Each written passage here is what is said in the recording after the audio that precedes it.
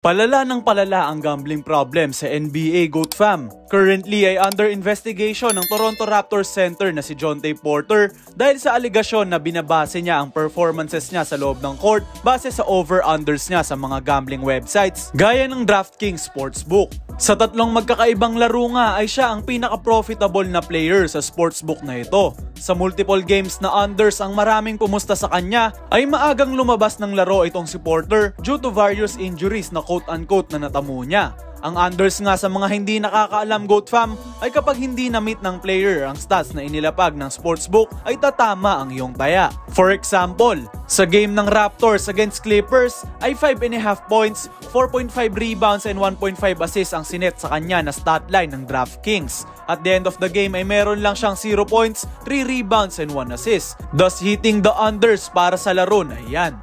GOAT fam, please like and subscribe na sa GOAT's Descendants para sa ating regular uploads. Malapit na nga tayong mag 50k subscribers, kaya't samahan nyo ako sa aking journey in getting that milestone.